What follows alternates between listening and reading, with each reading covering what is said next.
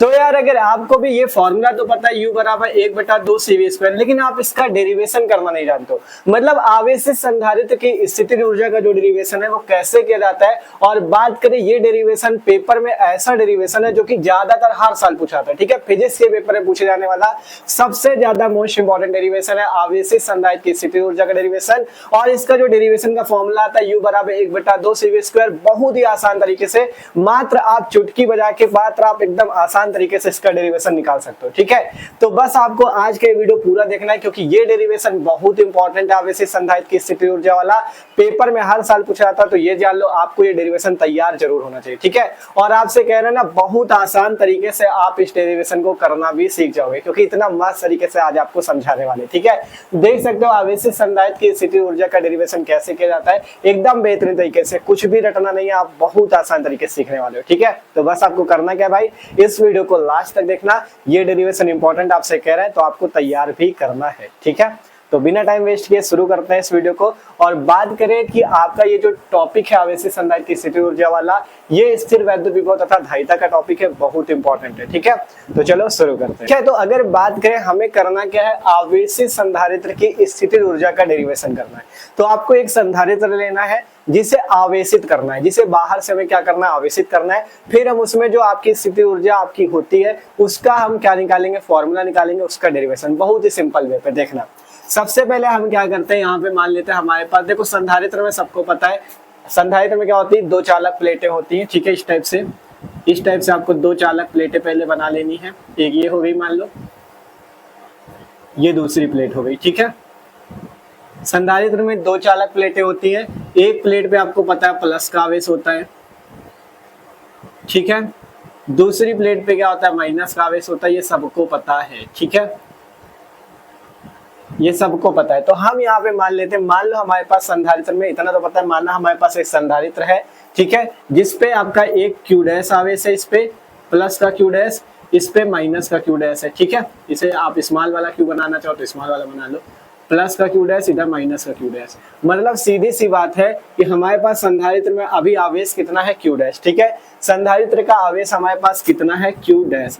हम यहाँ पे मान लेते हैं कि जो संधारित्र की धारिता है वो कितनी है, सी है, ठीक है। संधारित्र की धारिता को हमने मान लिया सी, और मान लेते हैं यहाँ पे जो संधारित्र पे विभव है वो कितना है, वी डैश, ठीक है। क्योंकि आवेश हमने क्यू डैश लिया तो यहाँ पे विभव को भी हम वी डैश मान लेते हैं। ध्यान से समझना, बहुत आसान है।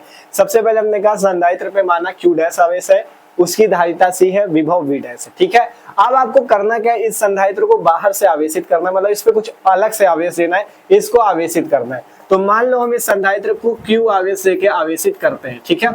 क्यू आवेश देके आवेशित करते हैं, तो जब क्यू आवेश देके इसे आवेशित करेंगे तो इसमें हमें कुछ कार्य करना पड़ेगा, ठीक है, क्योंकि बाहर से आप क्यू आवेश दोगे तो इसमें कुछ कार्य करना पड़ेगा, और जब वो कार्य होगा वही स्थितिज ऊर्जा के रूप में संचित हो जाएगा, और उसी का फॉर्मूला निकल आता है, ठीक है। तो सबसे पहले आपको करना क्या है, इस क्यू आवेश के कारण कार्य यहाँ पे निकालना है। जब कार्य निकलेगा तो स्थितिज ऊर्जा निकल आएगी, ठीक है। और जब ये क्यू आवेश के कारण कार्य कैसे निकलेगा वो आगे सीखते हैं, ठीक है। तो सबसे पहले ये जो चित्र आपने बनाया, इस चित्र के बारे में थोड़ा सा यहाँ पे लिख देना है। माना कि संधारित्र है जिसकी धारिता कितनी है, सी है। माना कि संधारित्र को आवेशित करने की प्रक्रिया में किसी क्षण संधारित्र पर आवेश क्यू डैश तथा उस क्षण प्लेटों के बीच विभवांतर जो है वी डैश है। मतलब जितनी बातें यहाँ पे बताई उस पे आवेश क्यू डैश और विभवांतर या विभव जो है वी डैश है, वही बात यहाँ पे हमने लिख दी, ठीक है। तो अब यहाँ से हम क्या कर सकते हैं, यहाँ से हम क्या करते हैं, प्लेटों के बीच विभवांतर निकाल देते हैं। लिखते हैं प्लेटों के बीच विभवांतर वी डैश, ये कितना हो जाएगा ये देख लेते हैं। प्लेटों के बीच विभवांतर वी डैश वो कितना हो जाएगा, देखो आपको ये वाला फॉर्मूला पता है ना, Q बराबर CV, तो इसी से अगर V निकाला जाए तो V कितना हो जाएगा, Q बटा C, ठीक है। V कितना हो जाएगा, Q बटा C। तो यहाँ से V डैश कितना हो जाएगा, आवेश Q डैश है तो Q डैश अपॉन में C, ठीक है। तो हमारे पास V डैश कितना आया, Q डैश अपॉन में C। इसे मान लो समीकरण नंबर 1, ठीक है, कोई दिक्कत नहीं। प्लेटों के बीच विभवांतर वी डैश बराबर क्यू डैश बटा सी। अब देखो हमने कहा इसे बाहर से क्यू आवेश से आवेशित किया जा रहा है, तो जब ये क्यू आवेश से आप आवेशित करते हो, सबसे पहले मान लेते हैं कि हम क्यू आवेश नहीं देके हम एक छोटा सा आवेश डी क्यू आवेश देते हैं। जैसे अभी हम लोग पहले फ्लक्स वाले में करते थे, जैसे पहला पार्ट था वैद्युत आवेश सतह क्षेत्र, उसमें सबसे पहले हम क्या करते थे, छोटा सा क्षेत्रफल डीए लेते थे, उसके कारण वैद्युत फ्लक्स निकालते थे। फिर उसमें क्या करते थे, बड़ा वैद्युत फ्लक्स निकालने के लिए उसका समाकलन कर देते थे। वैसा सेम इसमें करेंगे। हम मानते हैं सबसे पहले इसे डीक्यू आवेश देने में किया गया है। अब हम क्या मानते हैं, इसे डीक्यू आवेश द्वारा सबसे पहले आवेशित किया जाएगा, उसके बाद क्यू आवेश द्वारा। तो हम लिखते हैं अब आगे संधारित्र को डीक्यू आवेश देने में किया गया कार्य। पहले हम मानते हैं कि इसे हमने एक छोटा सा आवेश डीक्यू दिया, ठीक है। डीक्यू आवेश देने में किया गया कार्य, ठीक है। जब छोटा सा आवेश डीक्यू दोगे तो कार्य भी छोटा सा होगा, डीडब्ल्यू, ठीक है। कार्य क्या होगा, डीडब्ल्यू। ये क्या हो जाएगा, देखो आपको इतना तो पता है विभव का सूत्र क्या होता है, V बराबर W अपॉन Q। ये फॉर्मूला सबको पता है। यहाँ से W निकालोगे तो W क्या हो जाएगा, V इंटू Q, ठीक है। तो यहाँ से dW कितना हो जाएगा, विभव आपका V डैश इंटू आवेश ये dQ वाला। आवेश कौन सा, ये dQ, क्योंकि छोटा सा आवेश लिया ना, तो V डैश इंटू dQ, ठीक है। V इंटू Q मतलब V डैश विभव है और dQ आपका ये रहा। तो अब हमें पता है V डैश की वैल्यू, तो V डैश की वैल्यू हम यहाँ से रख देंगे। तो dW हमारे पास कितना आ जाएगा, V डैश हमारे पास Q डैश बटा C इंटू में dQ, ठीक है। V डैश की वैल्यू रख दी Q डैश बटा C और dQ ये आ गया। इससे मान लो समीकरण नंबर 2। ये हमारे पास क्या आ गया, dW का मान। ये dW कौन सा कार्य है, जब हमने dQ आवेश दिया, एक छोटा सा आवेश जब हमने dQ आवेश दिया तब हमें कार्य क्या मिला, dW, जो क्या है Q डैश बटा C इंटू dQ। अब हम क्या मानते हैं कि मान लो देखो पहले जब इसको बाहर से आवेशित नहीं किया गया तब इस पे कितना आवेश रहा होगा, 0। तो हम क्या कर रहे हैं, 0 से कहां कर रहे हैं, Q आवेश तक आवेशित कर रहे हैं। तो अब हम लिखेंगे इस संधारित्र को 0 से Q आवेश तक आवेशित करने में किया गया कार्य, ठीक है। मतलब कि जब देखो पहले Q डैश और माइनस Q डैश तो था, लेकिन जब बाहर से अलग से आवेशित कर रहे हो तब आवेशित करने में उसमें संधारित्र में पहले 0 आवेश रहा होगा, फिर बाद में Q आवेश से आवेशित किया गया। तो लिखते हैं अब संधारित्र को 0 से Q आवेश देने में किया गया कार्य। 0 से लिख लो या 0 से, 0 से Q आवेश देने में किया गया कार्य, ठीक है। देने में किया गया कार्य एकदम सिंपल है, ठीक है। किया गया कार्य वो कितना आ जाएगा, देने में किया गया कार्य कितना आ जाएगा, वो आएगा W। W क्या आ जाएगा, देखो जब छोटा कार्य पता है dW और बड़ा कार्य W निकाल लो तो हम क्या करेंगे, छोटे वाले का समाकलन कर देंगे। और लिमिट क्या लग जाएगी, 0 से Q तक जा रहे हो तो समाकलन का ये चिन्ह होता है। यहाँ से 0 से कहाँ तक जा रहे हो, Q तक, तो 0 से Q लिख दो और आगे क्या है कार्य dW। बस सिंपल सा आपका डेरिवेशन बहुत आसान हो गया है, बस इतना आपको समझना है, ठीक है। ध्यान समझो हमने क्या किया, अब माना संधारित्र को 0 से Q आवेश लेने में किया गया कार्य। पहले एक छोटा सा आवेश dQ माना था, अब क्या कर रहे हैं, अब हम पूरा आवेश Q मान रहे हैं, ठीक है। तो हमने लिख दिया संधारित्र को 0 से Q आवेश लेने में किया गया कार्य। तो वो जो पूरा कार्य W आएगा उसके लिए हम क्या करेंगे, अगर W निकालना है तो इस छोटे वाले कार्य dW का हम समाकलन कर देंगे। समाकलन का चिन्ह है और इसमें आपको लिमिट लगानी है 0 से Q तक, 0 से Q तक। अब आसानी से आपका निकल आएगा, ठीक है। तो यहाँ से देखो W बराबर 0 to Q, ठीक है। यहाँ पे dW का जो मान है वो आपको रख देना Q डैश बटा C into dQ, Q dash बटा C इंटू dQ, ठीक है, रख दिया। अब क्या करेंगे, W बराबर, ठीक है, ये जो Q डैश है और इंटू dQ, इसे रोके रहो, ये जो C बटे में इसे बाहर कर लो, 1 बटा C, 0 से Q, अंदर बचा Q डैश इंटू dQ, ठीक है, इतना बचा Q डैश इंटू dQ। अब आपको करना क्या है, इस Q डैश इंटू dQ का समाकलन करना है। तो समाकलन के लिए आपको फॉर्मूला याद रखना है, ठीक है। फॉर्मूला क्या होता है, समाकलन अगर x की पावर n dx है तो उसे हम लिख देते हैं x की पावर n+1 अपॉन में n+1। मैथ वालों को ये याद भी होगा फॉर्मूला, लेकिन बायो वाले हो तब भी समझ लो। समाकलन जब x की पावर n dx होता है तो उसका समाकलन होता है x की पावर n+1 बटे में n+1। जैसे यहाँ पे x की जगह क्या है, q है, और dx की जगह क्या है, dq है, ठीक है। तो यहाँ पे अगर q डैश की पावर में कुछ नहीं तो हम इसकी पावर क्या मान सकते हैं, 1 मान सकते हैं। जैसे x की पावर n है तो यहाँ पे आपका q की पावर क्या है, 1 है, ठीक है। तो जब n होता है तो n+1 बटे n+1 कर देते हैं, तो जब पावर 1 है तो 1+1 बटा 1+1 कर देंगे। तो W कितना हो जाएगा, W बराबर हो जाएगा 1 बटा C, ठीक है। जब इसका समाकलन होगा तो इस टाइप से कोष्टक में लिखेंगे। यहाँ पे Q डैश की पावर 1+1 अपॉन में 1+1, ठीक है। देख लो ध्यान से, कोई दिक्कत नहीं होनी चाहिए। देखो समाकलन x की पावर n dx होता है, x को आप q की तरह देखो और ये जो dx है इसको dq की तरह देखो, ठीक है। n होता है तो n+1 बटा n+1 कर देते हैं, इसकी पावर में कुछ नहीं तो 1 माना तो 1+1 बटा 1+1 कर देंगे, n की जगह 1 है तो 1+1 बटा 1+1। इस टाइप से समाकलन होता है। लिमिट है 0 से q तक, तो 0 से q तक लिमिट, ठीक है। अब इसे हल कर लो, आपके पास आपका सूत्र आ जाएगा, ठीक है। आपके पास आपका फॉर्मूला आ जाएगा W बराबर 1/c, ठीक है। यहाँ पे 1 और 1 जोड़ोगे 2 तो 1/2 आ जाएगा, बाहर कर लो इसे, ठीक है। अंदर कितना बच जाएगा, अंदर बच जाएगा q डैश का स्क्वायर और यहाँ पे 0 से q। ध्यान से देखो ये यहाँ पे 1 + 1 2 आता, बटे में मतलब 2 है तो इस 2 को बाहर करोगे तो 1/2 बाहर आ गया, ठीक है।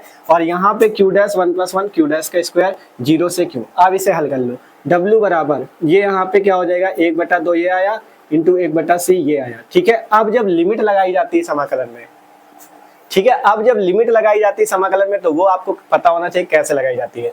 जैसे यहाँ पे 0 से q तक आपको लिमिट लगानी है तो एक बार करना कि जैसे यहाँ पे q डैश का स्क्वायर लिखा है, इस q डैश की जगह एक बार q रखो, ध्यान समझो, इस q डैश की जगह एक बार q रखो, फिर बीच में माइनस लगाओ, फिर इस q डैश की जगह एक बार 0 रख दो। बस आपको इतना करना है, आपकी लिमिट लग जाएगी। देखो कैसे, एक बार इस q डैश की जगह q रखो तो q रख दिया और स्क्वायर है तो स्क्वायर आ गया, बीच में माइनस, एक बार इस q डैश की जगह 0 रखो, 0 और इसका स्क्वायर। इस टाइप से लिमिट लग गई है, ठीक है। समाकलन में इसी तरह से लगाई जाती है। देख लो 1/2 ये है, 1/c ये है, ठीक है। यहाँ पे q डैश का स्क्वायर था तो q डैश की जगह q रख दो तो q का स्क्वायर, बीच में माइनस, इस q डैश की जगह एक बार 0 रख दो तो 0 का स्क्वायर। बस कोई दिक्कत नहीं है। अब हल कर लो, आपके पास आपका फॉर्मूला आ चुका है, ठीक है। देखो आगे यहीं पे लिख देते हैं, यहाँ पे क्या है W बराबर 1/2, ठीक है, 1/2। यहाँ पे अगर देखोगे क्या आएगा, q का स्क्वायर, q स्क्वायर माइनस 0 का स्क्वायर, मतलब q स्क्वायर माइनस 0 स्क्वायर, 0 से तो कोई मतलब नहीं, बचेगा क्या, केवल q स्क्वायर और यहाँ पे 1/c मतलब q स्क्वायर बटा c। तो ये आपका फॉर्मूला आ जाता है। पहले W बराबर 1/2 q स्क्वायर बटा c। अब इससे जो वो वाला फॉर्मूला बताया था ना वो भी आएगा, u बराबर 1/2 cv स्क्वायर, ये भी आएगा, टेंशन ना लो, पहले इतना समझो। 1/2 पहले से था, 1/c था, यहाँ से q स्क्वायर था तो q स्क्वायर का 1 से गुणा q स्क्वायर बटा c। W बराबर आया 1/2 q स्क्वायर बटा c, इतना आया, ठीक है। अब इसके आगे देखो जगह बची नहीं तो थोड़ा सा हम इधर कहीं पे इधर साइड हल कर देते हैं, ठीक है। आप लोग कॉपी पे इसके आगे का यहाँ पे हल हो रहा है, ठीक है, इसको समझना। तो अब इतनी वैल्यू आई है W बराबर 1/2 q स्क्वायर बटा c। अब ये जो आपका कार्य W आया यही स्थितिज ऊर्जा U के रूप में संचित हो जाता है, लिख देना, यही कार्य स्थितिज ऊर्जा के रूप में क्या हो जाता है, संचित हो जाता है। स्थितिज ऊर्जा के रूप में संचित हो जाता है, मतलब यही आपका संधारित्र में स्थितिज ऊर्जा के रूप में संचित हो जाता है, ठीक है, संचित हो जाता है, ठीक है। जब यही कार्य स्थितिज ऊर्जा के रूप में संचित हो जाता है तो जो W की वैल्यू आई है यही स्थितिज ऊर्जा की वैल्यू हो जाएगी U की, ठीक है। तो यहाँ से U बराबर हो जाएगा 1/2 q स्क्वायर बटा c, ठीक है। यही आपका क्या हो जाएगी स्थितिज ऊर्जा U बराबर 1/2 q स्क्वायर बटा c, ठीक है। मतलब ये जो W कार्य है यही स्थितिज ऊर्जा के रूप में संचित हो जाता है, तो ये U का सूत्र हो जाएगा 1/2 q स्क्वायर बटा c, ठीक है।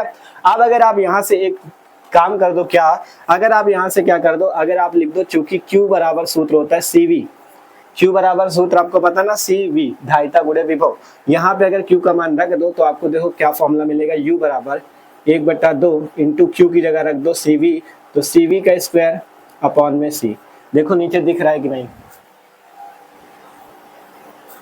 ठीक है, नीचे दिखेगा नहीं तो इधर साइड देखो आगे इसका किया जा रहा है। आप कॉपी पे सही से करना, पहले इतने तक आएगा फिर यहाँ से आगे का शुरू है, ठीक है। जब हम Q बराबर CV रखेंगे तो U बराबर क्या आएगा 1/2, ठीक है, और ऊपर से लिख देंगे, नीचे का आपको दिखेगा नहीं यार, सॉरी, ठीक है, क्योंकि बोर्ड थोड़ा सा छोटा है, ठीक है। यहाँ पे इसके नीचे का यहाँ पे आगे लिखा जा रहा है, ठीक है। तो U बराबर अब कितना आ जाएगा, U बराबर 1/2 Q स्क्वायर, Q का मान CV होता है तो Q स्क्वायर है तो CV का स्क्वायर अपॉन में पहले से C है। अब हल करोगे U बराबर 1/2, वहां पे स्क्वायर करोगे तो C स्क्वायर V स्क्वायर और अपॉन में C आया। अब C से इसकी पावर कट जाएगी, बचेगा क्या आगे, यहाँ से आगे बच जाएगा U बराबर 1/2 एक पावर कटी है तो C बचा और आगे V स्क्वायर, तो U बराबर 1/2 CV स्क्वायर, ठीक है। यही आपका संधारित्र की स्थिति ऊर्जा के लिए सूत्र है, U बराबर 1/2 CV स्क्वायर। दो फॉर्मूले आपके पास आए स्थिति ऊर्जा के, पहला U बराबर 1/2 Q स्क्वायर बटा C, दूसरा फॉर्मूला U बराबर 1/2 CV स्क्वायर, ठीक है। दो फॉर्मूले हैं, u बराबर 1/2 क्यू स्क्वायर बटा सी और u बराबर 1/2 CV स्क्वायर। तो इस टाइप से आप मस्त तरीके से आवेशित संधारित्र की स्थिति ऊर्जा के लिए डेरिवेशन कर सकते हो। आपसे करना बहुत इंपॉर्टेंट डेरिवेशन है, इससे आपको न्यूमेरिकल में भी आसानी होगी क्योंकि इसका फॉर्मूला न्यूमेरिकल में भी यूज होता है और ये डेरिवेशन भी बहुत इंपॉर्टेंट और पेपर में हर साल पूछा जाता है। तो मस्त तरीके से इसे तैयार कर लेना, क्योंकि ये टॉपिक बहुत इंपॉर्टेंट है। ठीक है, तो वीडियो अच्छा लगा हो यार तो लाइक कर लेना और जो लोग चैनल पे ना सब्सक्राइब कर लो क्योंकि मस्त तरीके से तैयारी चल रही है। ठीक है, और आप अगर फिजिक्स का एक बहुत इंपॉर्टेंट डेरिवेशन तैयार करना चाहो तो ये वाला कर सकते हो, संधारित्र का संयोजन, संधारित्र का श्रेणी क्रम संयोजन और संधारित्र का समांतर क्रम संयोजन।